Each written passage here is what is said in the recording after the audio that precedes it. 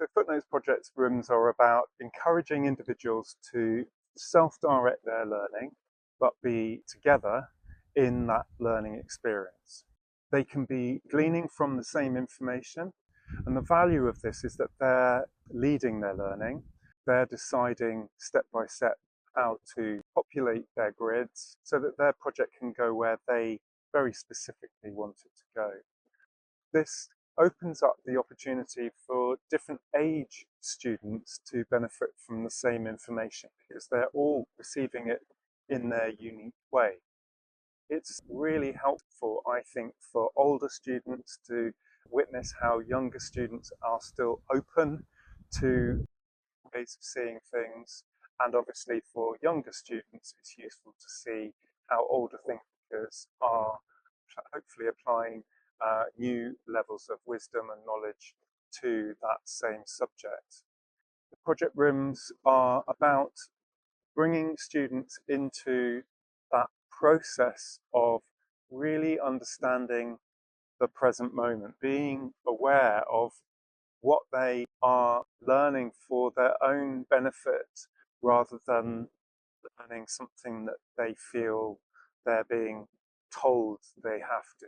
Because we're talking about a drawing-based note-taking activity, individuals can learn a huge amount of information without necessarily knowing yet how to write it in words. And the value of that is that sometimes their understanding in their mind's eye is the best way of translating that down. It's a great way for the individuals supporting those students. They can see from the way that the individuals are drawing whether they are engaged and whether they're actually understanding the information that's being given to them. It doesn't take very long for a facilitator to start to understand the vocabulary, in a sense, that the individual's using. It doesn't suddenly lose that wonderful visual value once it's translated down into, for example, the written word. The project rooms also broaden this idea of who's the best person to be giving the information to a gridder. If you've got more ages present in a room and you've got more varied interests based around this same subject, then it's quite helpful to have a specialist delivering that information rather than somebody who might be generally sharing about that subject. And if you've got students that are very aware of what they need for their project to continue, they're more likely to benefit from more of a Q&A session rather than a linear delivery of information. Once individuals are comfortable with self-directed learning, you can scale up the group size. Obviously, that makes it more affordable and even possible to do in the first place. One of the other values of gridding is that you can have students of varying abilities working alongside one another without one particular learner or group of learners slowing things down for the others. And the beauty of this is that those individuals of all levels and all styles of learning are not quite so aware of one person's abilities being better than another. The kinds of workplace that individuals are going to be going into may not necessarily require the same kind of learning ability. The emotional intelligence that hasn't been tested for so long may well be one of the most important skills that an individual needs to take into their work environment. Which brings me on to self-assessment. Because the outcomes are going to be so different, because we're in a sense enabling an individual to learn about themselves and find out what is it that they prefer to do and what's their preferred way of learning. So assessment is very subjective, therefore, because if the individual is more aware of what they need from this session, then we can't necessarily rely on testing in the way that we have before. Let's face it, we know that lots of individuals slip through the net when it comes to standardized testing. There's obviously a place for standardized testing, and that can be incorporated when appropriate. But if self-assessment gives those that are supporting these learners the ability to see that this person is on track and that they're doing well and that they are actually achieving the learning outcomes that they would hope for them anyway, then perhaps we don't necessarily need to add quite so much standardized testing into that same situation. Maybe their self-assessment that's going on continuously is more than sufficient and actually more effective in the long run.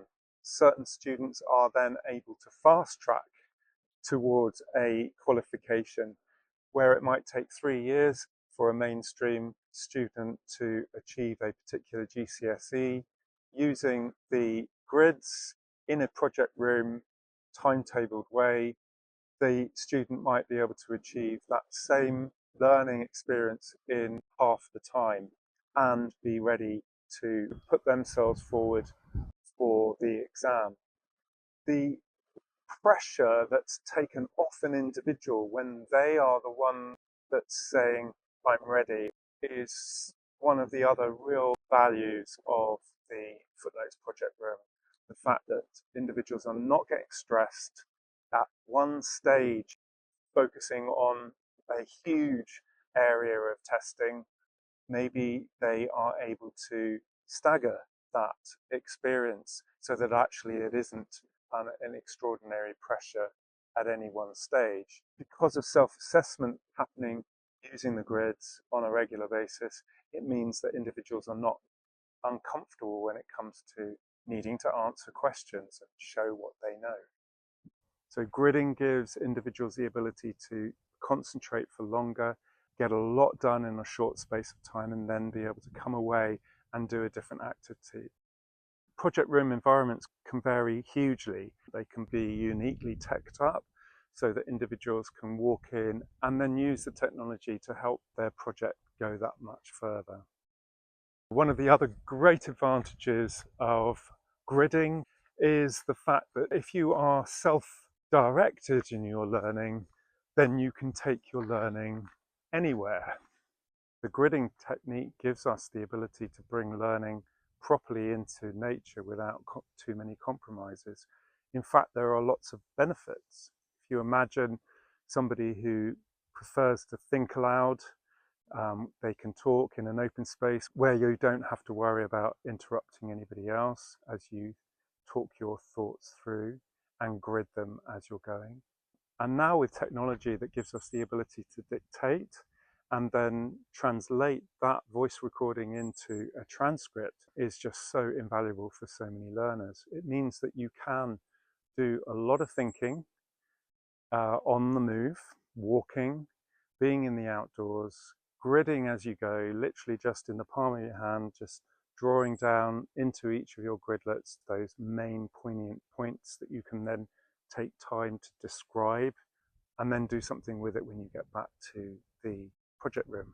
Coming into nature doesn't have to happen on your own. In fact, one of the walking activities we do, we walk and talk and we plan certain places along the way where we can stop.